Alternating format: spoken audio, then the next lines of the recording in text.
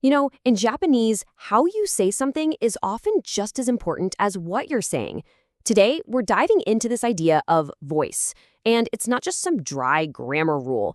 It's a tool for shifting perspective. Think of it like being a film director for your sentences.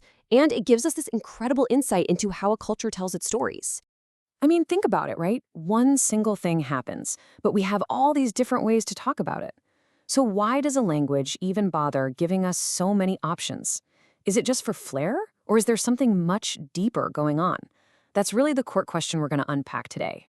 Okay, so let's dive right in. First things first, we've got to get on the same page. What exactly is this thing we call grammatical voice? And this slide, man, it just nails the perfect analogy. Voice is literally the camera angle for your sentence. As the speaker, you're the director.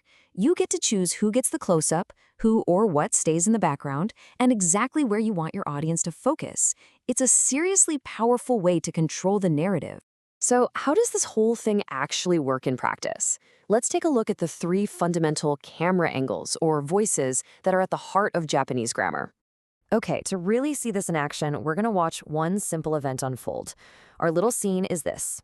The teacher praised the student. Pretty straightforward, right? Well, let's see just how many different ways Japanese can frame this single moment. So first up, we've got the active voice. In Japanese, that's going to sound like sensei ga gakusei o hometa. Here, the camera, the spotlight, is pointed squarely at the person doing the action. That's the teacher. The teacher is the subject, the star of this sentence. It's the most direct, straight-ahead way to tell the story.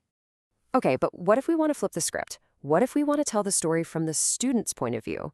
We can just swing that camera right over. In the passive voice, the sentence becomes gakusei ga sensei ni homerareta. The event is exactly the same, but now the person receiving the praise, the student, is our main character. The focus has completely shifted. All right, now let's do something really interesting. Let's pull that camera way back. Suddenly, a new character walks into the frame. With the causative voice, we get Kouchou ga sensei ni gakusei o homesaseta. All of a sudden, the principal is the subject. Now, the principal didn't do the praising, but they made the teacher do it. This voice lets us see the director behind the action. Okay, let's just break this all down for a second. As you can see right here in this table, the formula is actually pretty clean. You pick your focus. Is it the doer, the receiver, or the causer? And that decision determines who becomes the subject. And to make it all work, the verb ending just changes in this really clean, predictable way. It's a beautifully systematic way to shift perspective. But, these super predictable verb changes, that's just one tool in the toolbox. Shifting perspective can be done in other ways too. Let's look at the whole spectrum of options here. It's probably best to think of all this on a spectrum. On one end, you've got those really neat, regular grammatical changes we just saw, like adding areru for the passive. On the complete other end, you can shift the focus just by using a totally different word. And then there's this interesting gray area in the middle.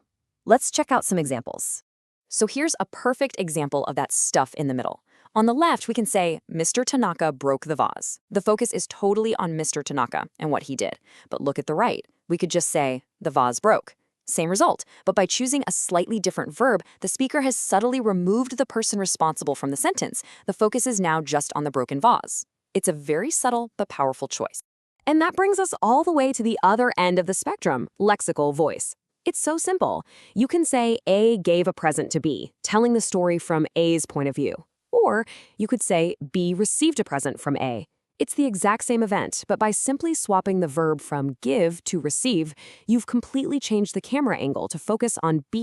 Okay, so we've covered the basics, but now we're going to get into something that is just so uniquely Japanese, a special kind of passive voice that opens up a whole new way of looking at things. This right here is where Japanese grammar just gets fascinating. On the left, you've got a simple objective fact. The child cried. Okay, but on the right, the sentence becomes watashi wa kodomo ni nakasareta. The clunky literal translation is something like, I was cried out by the child. Do you see what happened? The speaker, I, literally injected themselves into a sentence where they didn't exist before, just to show how they were negatively affected by it. And there's actually a fantastic name for this in linguistics. Meiwaku no ukami. You can translate it as the annoyance passive, or, my favorite, the adversity passive. The name pretty much says it all. Its whole reason for existing is to talk about how someone else's actions bothered or inconvenienced you. And that's really the magic of this whole thing, isn't it? It's a grammatical structure specifically designed to express the point of view of someone who is on the sidelines, but still felt the ripple effects of an action. It's a linguistic tool for talking about how our behavior impacts others, even indirectly. Okay, so we've looked at all these different tools and examples. Let's zoom out for a second and think about the big picture.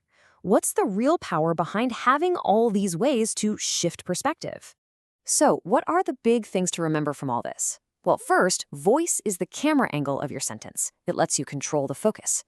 Second, Japanese has this whole spectrum of tools to make that happen, from simple grammar rules to totally different words.